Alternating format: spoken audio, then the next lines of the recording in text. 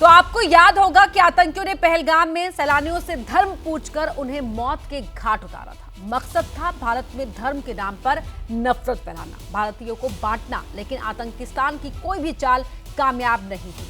पहले ऑपरेशन सिंदूर से भारत ने पाकिस्तान की साजिश का बारूदी जवाब दिया।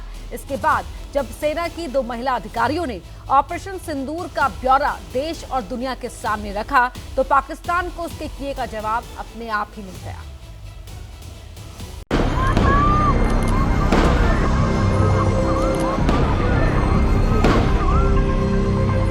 मुझे पर थी, क्या बोलते भेलपुरी खा रहे थे, मेरा पति साइड में था, एक इंसान आया, उसने उसको गोली मार दी यहाँ पे। उसने बोला कि शायद मुस्लिम नहीं है, उसने उसको गोली मार दी। हमले का यह तरीका जम्मू और कश्मीर और शेष राष्ट्र दोनों में सांप्रदायिक दंगे भड़काने के उद्देश्य से भी प्रेरित था।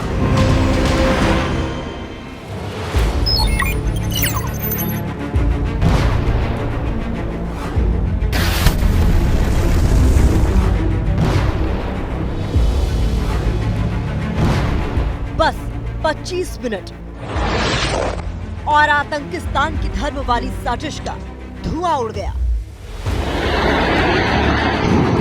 भारत को हिंदू मुस्लिम में बांटने वाली पाकिस्तान की चाल पल भर में भारतीय सेना के बारूद के नीचे दफन हो गई।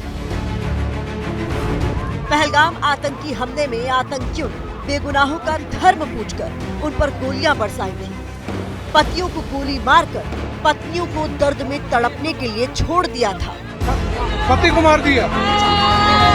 मकसद था भारत के हिंदुओं और मुसलमानों के बीच मजहबी उन्माद फैलाना, महिलाओं को अकेला छोड़कर दर्द का एहसास कराना।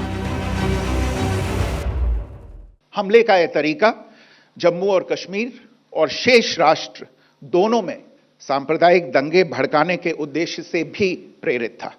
इसका श्रेय सरकार और भारत के सभी नागरिकों को दिया जाना चाहिए कि इन प्रयासों को विफल कर दिया गया।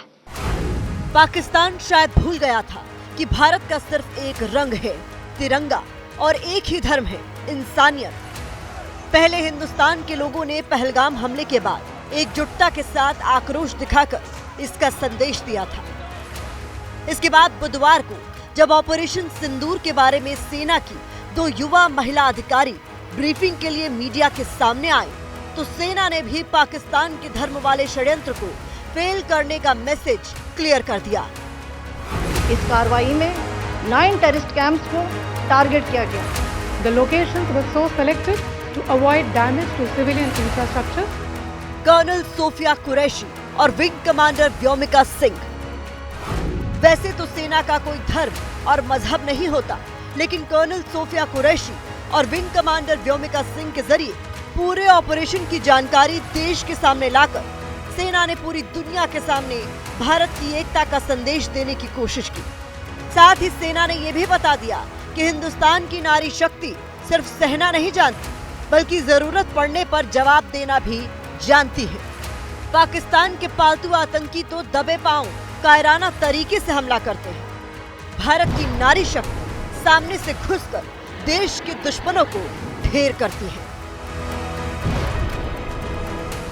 ये जो 2 महिला अधिकारी हैं, ये जो इन्होंने दिया, ये भी बहुत सिंबॉलिक है।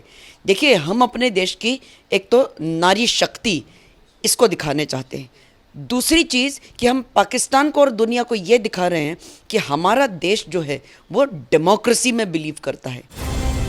Colonel Sofiya Qureshi corps of signal से जुड़ी हैं। 35 साल की सोफिया कुरैशी पहली महिला अधिकारी है जिन्होंने भारतीय सेना की टुकड़ियों का कई देशों में नेतृत्व किया है। वो 2010 से पीस कीपिंग ऑपरेशंस का हिस्सा रही है। गुजरात से आने वाली सोफिया कुरैशी सैन्य परिवार से ही आती है। भाई प्राउड है ना कि वो गई, हमारी पैतृकता में है ये। मेरे फादर भी आर्मी में थे, ग्रैंडफादर आर्मी में थे, मैं आर्मी में था, अब वो आर्मी में गई है। All the targets were neutralized with clinical efficiency. Wing commander Vyomika Singh की बात करें तो वो 2004 में भारतीय वायुसेना में कमीशन हुई। उन्हें मौजूदा वक्त में सबसे बेहतरीन विंग कमांडर्स में से एक माना जाता है। व्योमिका सिंह के पास लड़ाकू हेलीकॉप्टर्स उड़ाने का बेहतरीन अनुभव है। चीता, चेतक, इन तमाम लड़ाकू हेलीकॉप्टर्स को उड़ाने में उन्हें महारत हासिल है। वो हाई ऑल्टीट्यूड में हेलीकॉप्टर उड़ाने में माहिर मानी जाती है। ऑपरेशन सिंदूर के साथ ये दोनों महिला अधिकारी भी भारतीय सेना के साहस, शौर्य और किसी भी परिस्थिति में अदम्य हौसला दिखाने की प्रतीक बन गई हैं।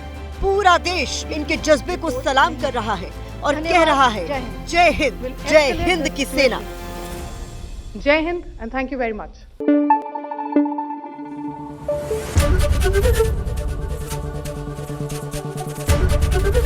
ABP न्यूज आपको रखे आगे।